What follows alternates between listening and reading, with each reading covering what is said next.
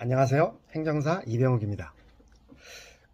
우리가 기업 간 거래를 할 때 거래 대금을 받지 못한다든지 상대방이 불공정 거래를 했다라고 해서 너무 억울하다라고 생각을 할 때 과연 이걸 어디에 하소연하는가에 대해서 불공정 거래 해결 방법에 대해서 오늘은 한번 이야기를 해보도록 하겠습니다. 만약에 우리가 서울에서 부산까지 다녀온다고 한번 생각을 해보시죠. 물론 다녀오는 목적에 따라서 교통수단을 한번 생각해 볼 수가 있겠는데요.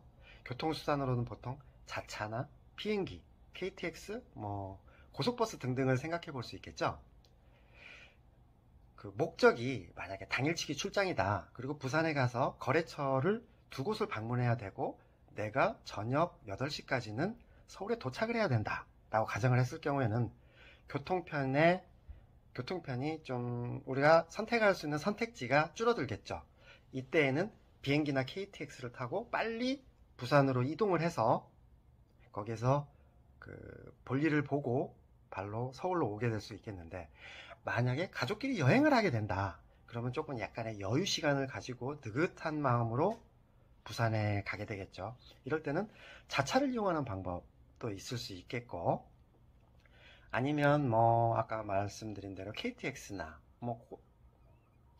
비행기 등등을 가서 현지에서 렌트를 해서 여유 있게 여행지 등을 돌아볼 수 있는 방법들이 있을 수 있겠죠. 이처럼 여행하는 방법이 여러 가지인 것처럼 기업 간 불공정 거래를 당했을 때, 억울한 사연이 있을 때 이것을 해결하는 방법도 여러 가지가 있습니다. 오늘은 우리나라에서 불공정 거래를 해결하는 국내 기관 전체를 한번 망라해서 한번 조망하는 시간을 가져보도록 하겠습니다.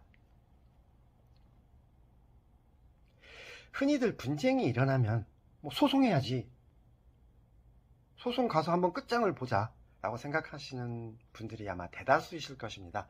그렇지만 소송이라는 것은 경제적, 시간적 비용이 많이 소모되기 때문에 이거는 최후의 보루로 생각하시고 좀 더 효율적인 방법을 강구해 본다면 좀 더 낫겠다고 생각이 됩니다. 그러면은 국내 기관 업무 체계에 대해서 불공정 거래를 당했을 때 한번 생각해 보겠습니다. 첫 번째는 행정기관에 호소해서 분쟁을 해결하는 방법이 있겠습니다. 그리고 또 한 가지는 아까 방금 말씀드린 대로 법원에 해결하는 방법, 또 여러 협력업체들이 만약에 대기업의 횡포로 인해서 억울한 점을 당했을 때는 또 하나의 방법이 국회를 이용하는 방법도 있습니다. 그럼 이거에 대해서 한번 설명을 해 보도록 하겠습니다. 첫째, 행정기관을 이용하는 방법인데요. 우리가 생각했을 때 공정거래법, 하도급법에 만약에 위반이 되었다라고 느낌이 왔을 때, 그러면은 아마 좀 많은 분들은 또 이제 공정거래위원회를 생각하시게 되겠죠. 맞습니다. 이 공정거래위원회가 이러한 부분들을 해결해주고 과징금, 시정조치, 법에 위배됐을 경우에 그런 것들을 하는 기관인데요. 공정거래위원회의 산하로 한국공정거래조정원이라는 것도 있습니다. 그래서 기업의 상황, 그런 것들에 맞게 행정기관을 잘 선택해서 하면 되겠습니다.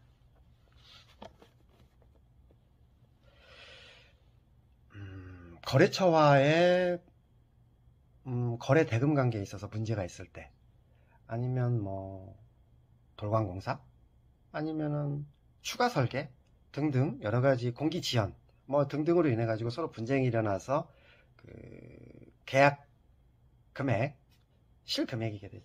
계약 금액과 실금액의 차이가 나서 이거에 대해서 서로 악유가 있을 때, 이러한 때는 가장 좋은 방법은 한국공정거래조정원이 되겠습니다. 그러면 한국공정거래조정원에 신청서를 작성해서 접수를 하게 되면은 보통 3개월 정도 소요되는 것으로 생각하시면 좋겠습니다. 또 다른 기관으로서 중소벤처기업부를 생각하실 수가 있겠고요. 만약에 정부, 행정기관이나 공기관,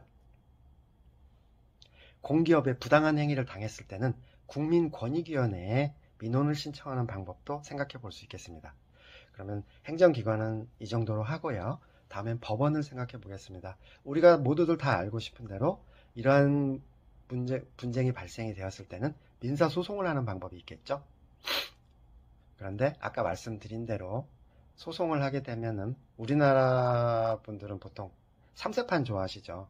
1심, 2심, 3심 거기까지 가게 된다면은 보통 한 3년에서 5년 정도 시간이 걸리게 되고 또 변호사 비용도 만만치 않게 소요되는데 만약에 중소기업이고 재무 상태가 안 좋은 상태라면은 3년, 5년 가기 전에 회사는 망하게 되겠죠. 그러니까 신중을 기해서 내가 어느 불공정을 당했을 때 어느 루트를 타고 해결을 해야 되는지를 한번 고민을 해보아야 될 것 같습니다.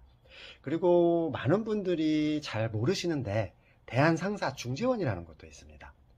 저희 제가 그 공정거래지원협회 부회장으로 있는데요. 공정거래지원협회와 그 대한상사중재원은 서로 MOU를 체결해가지고 같이 강연도 하고 홍보활동도 하고 있는데요. 대한상사중재원이라는 곳에서도 분쟁을 해결해 줍니다. 그런데 여기 한 가지 단점은요. 양 당사자가 서로 합의를 한 경우에는 대한상사중재원이 접수를 시켜서 거기에 결과에 따라서 해결하는 방법이 있는데요. 여기에 가장 좋은 점은 접수를 하게 되면 보통 한 7개월 이내에 분쟁을 해결하게 되고요. 또 한 가지는 이 중재원의 결정은 대법원의 확정 판결과 동일한 효력을 가지고 있습니다.